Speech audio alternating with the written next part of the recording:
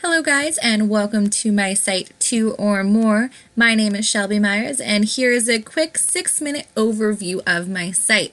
Today we're going to be talking about bilingual education with young children, specifically focusing on ages 5 to 12 years old. Now before we get started, you might have some questions about this topic, and the first question that I'm always asked is, what is bilingual education? And we're going to get to that in just a second.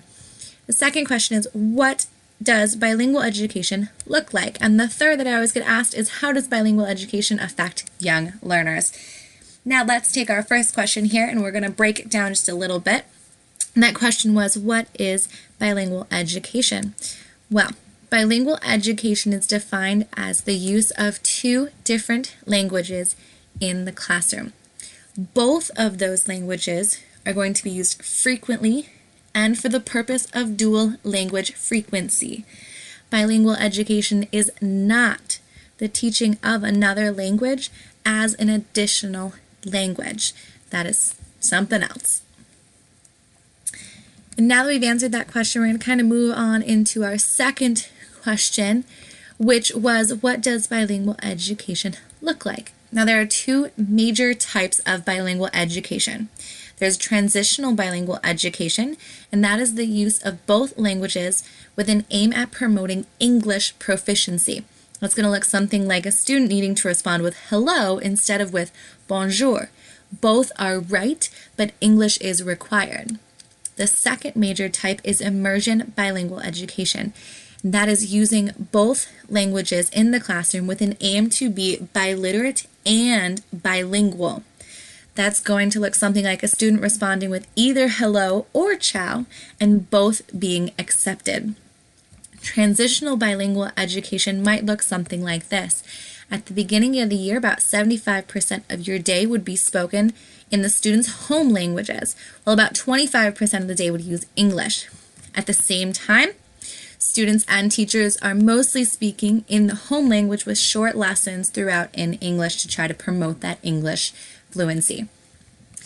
At about the mid-year point, things are going to change a little bit. About half of the instruction is going to be in their home language, and about half is going to be in English instruction only. The teacher is going to start speaking mostly in English and responding mostly in English and encouraging the students as well.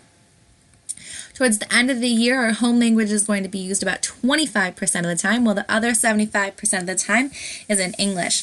The teacher is almost exclusively speaking in English, and the students are strongly encouraged and sometimes recommended or required to speak in English only at the same time.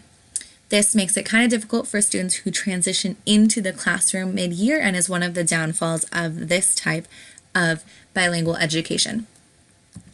Now, immersion bilingual education looks a little different. About half the day is spoken in the home language of the students, and the other half is spoken in English. So kind of like that transitional in the middle, but this is throughout the whole year.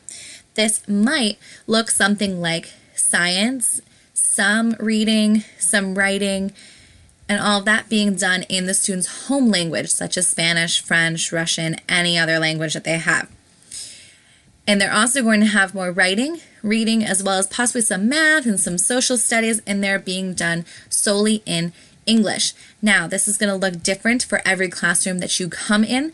So if you get used to one, you see how that one works, another classroom might also look different in how they present it.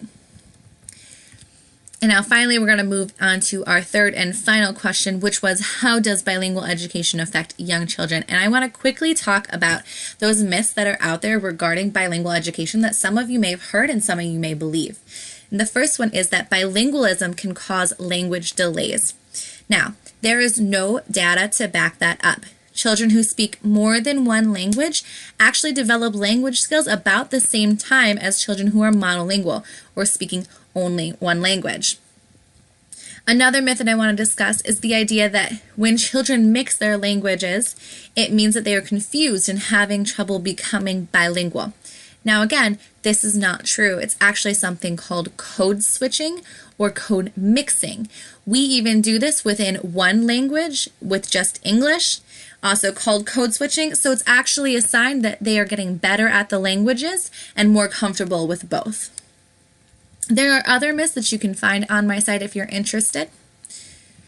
Now we're going to cover several of the benefits of being bilingual, and the first includes the ability to communicate with different people from different cultures in different countries. There's also an increased number of job opportunities and possibly an increased salary for those who speak more than one language. Canada has a lot of information on that. Also, people who are bilingual are more creative and better at planning and solving complex problems when compared to monolingual persons.